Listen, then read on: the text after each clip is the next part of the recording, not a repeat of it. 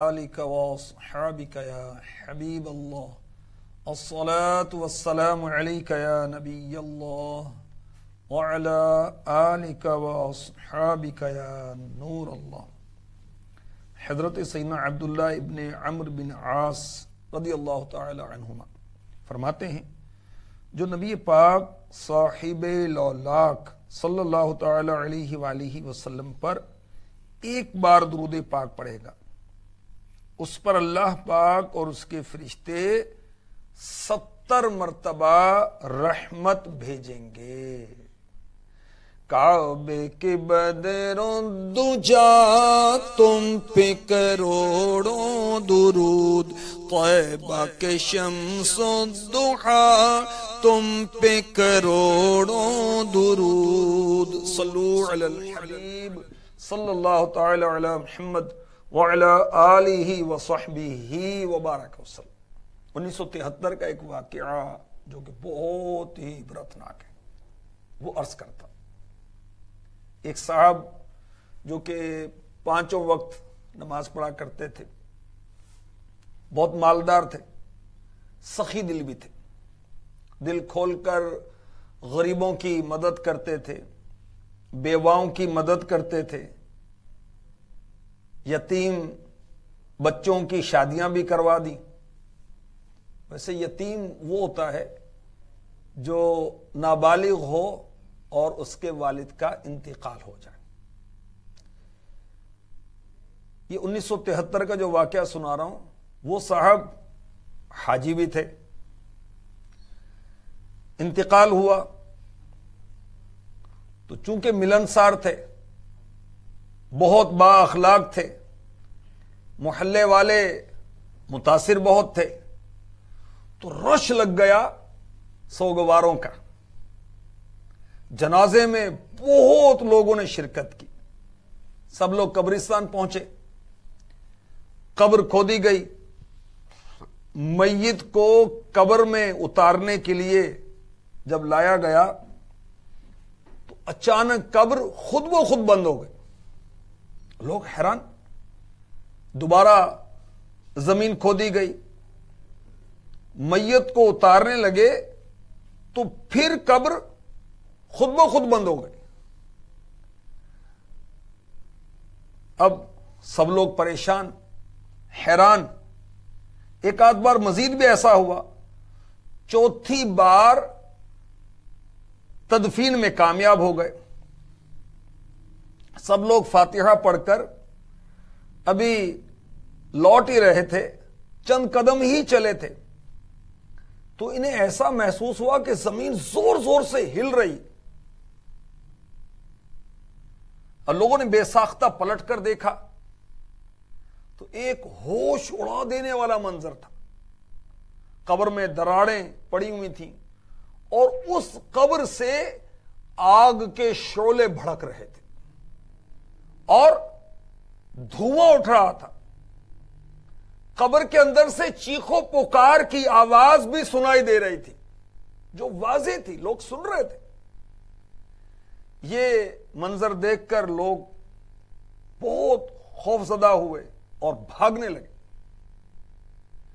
اور حیرت میں تھے، پریشان تھے کہ نیک شخص تھے یہ تو سخاوت بہت کرتے تھے، یہ تو 5 نمازیں پڑھتے تھے، یہ تو غریبوں کی شادیاں بھی کرواتے تھے، اخلاق بھی اچھے تھے، کون سی خطا ان سے سرزد ہوئی، کون سا گناہ تھا جو عذاب قبر کا سبب بن گیا؟ تو اب جب تحقیق کرائی تو پتا چلا کہ مرحوم بچپن ہی سے بہت ذہین تھے۔ ماں باپ نے، پیرنٹس نے بہت اعلیٰ ایجوکیشن دلوائی۔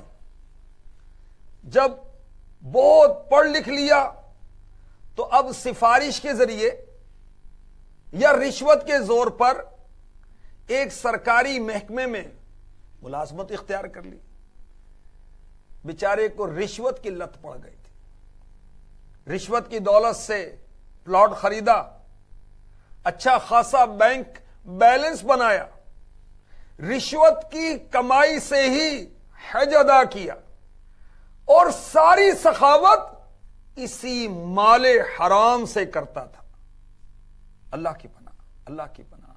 ہم اللہ تبارک و تعالی سے اس کے قہر و غضب سے پناہ مانگتے ہیں.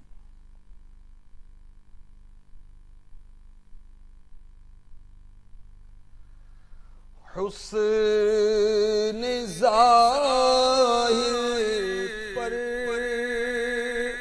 اگر تو جائے گا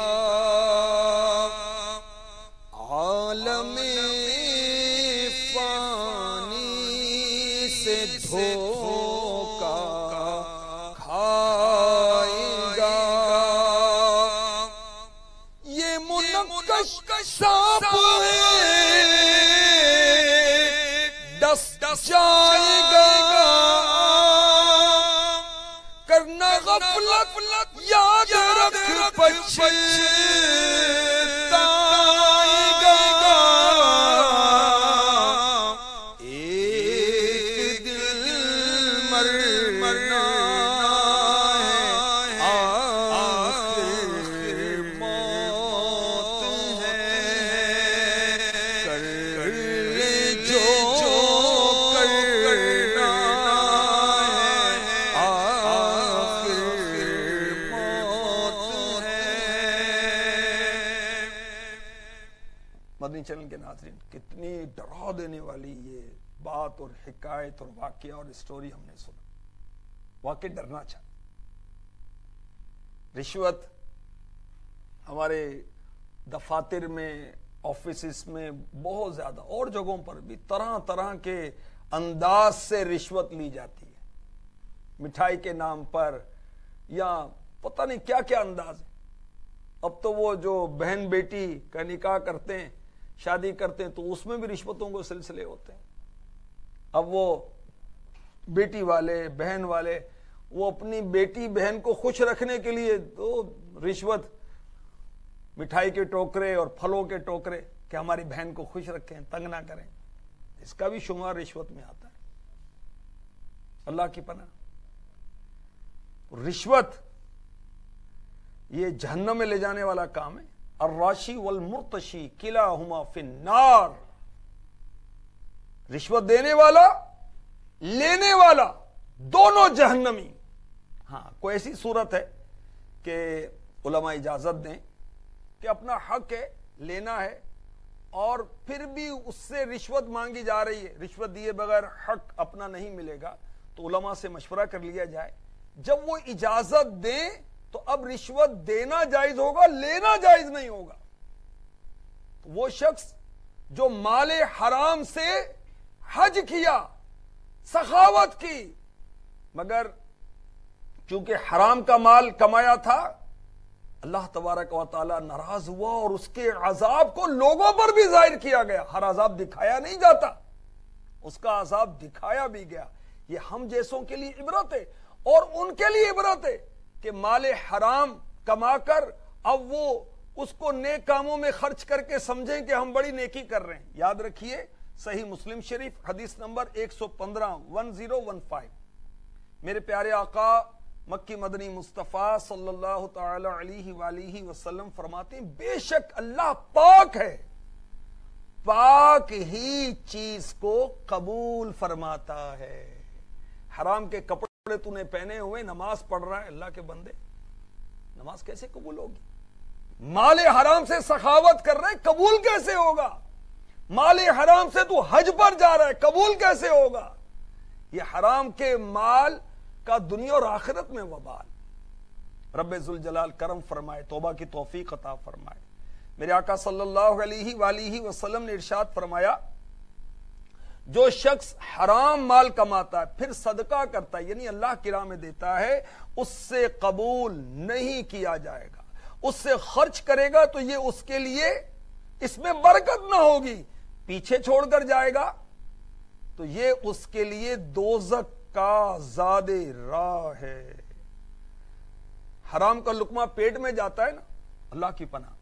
امام غزالی رحمۃ اللہ تعالی علیہ لکھتے ہیں، جب حرام کا لقمہ کسی کے پیٹ میں جاتا ہے زمین و آسمان کا ہر فرشتہ اس پر لعنت کرتا ہے. جب تک وہ لقمہ اس کے پیٹ میں رہے گا زمین و آسمان کے فرشتے اس پر لعنت بھیجتے رہتے ہیں، یعنی اللہ کی رحمت سے دوری کی دعا کرتے ہیں، یہ دور رہے اللہ کی رحمت سے. اور اگر اسی حالت میں مرے گا تو اس کا ٹھکانہ دوزخ ہوگا. اللہ کی پناہ، اللہ کی پناہ. اللہ ہمیں عذاب قبر سے محفوظ فرمائے، اللہ ہمیں گناہوں سے بچائے اور اپنی فرما برداری کی توفیق عطا فرمائے. شرح الصدور میں حضرت علامہ مولانا حافظ الحدیث جلال الدین سیوطی رحمت اللہ تعالی علیہ، انہوں نے ایک حکایت نقل کی، وہ سنی. اس میں بھی بہت ڈرا دینے والی بات ہے.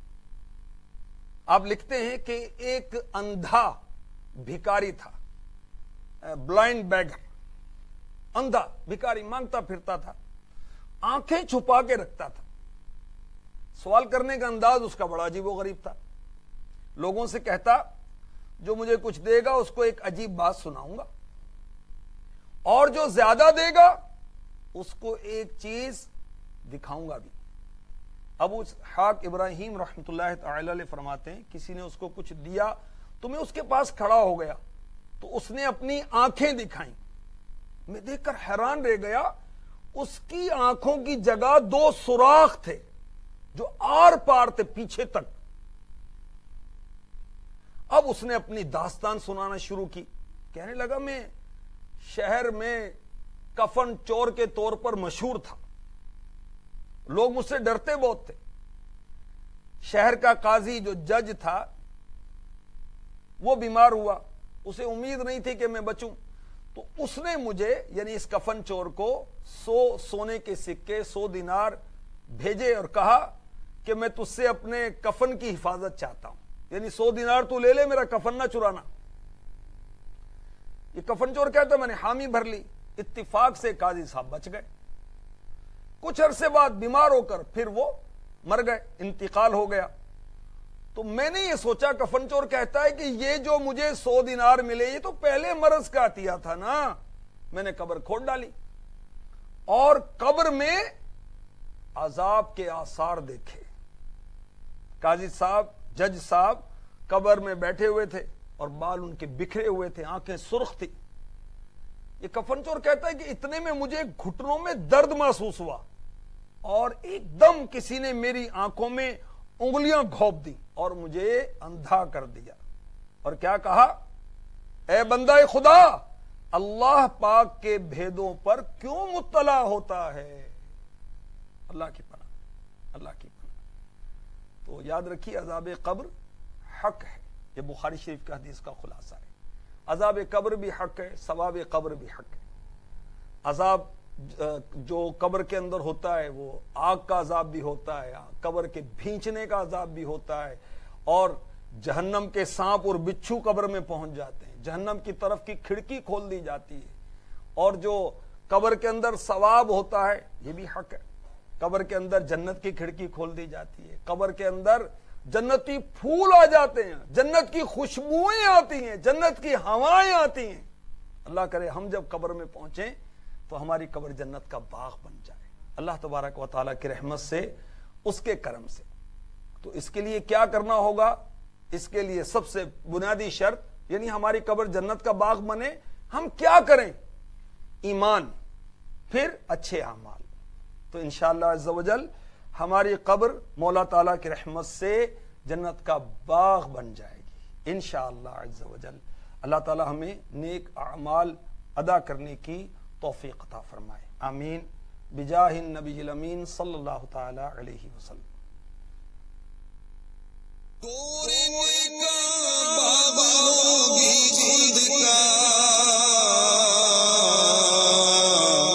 مجرموں کی قبر دوزخ کا گڑھا، مجرموں کی قبر دوزخ کا گڑھا. سلسلہ ہے خوابوں کی تعبیریں جس میں آپ اپنے خواب بیان کرتے ہیں۔ میں نے خواب دیکھا تھا میرے پیچھے چند بھینسیں لگی ہوئی ہے، دوڑ رہی ہیں حملہ کرنے کے لیے۔ گھر والوں کی طرف سے کسی آزمائش کا، کسی مشکل کا سامنا ہو سکتا ہے، اس طرح کا کوئی خواب دیکھا جائے تو دراز عمر بالخیر کی دعا کریں اور مزید تسلی ہو جائے گی۔ اگر رائے خدا میں کچھ صدقہ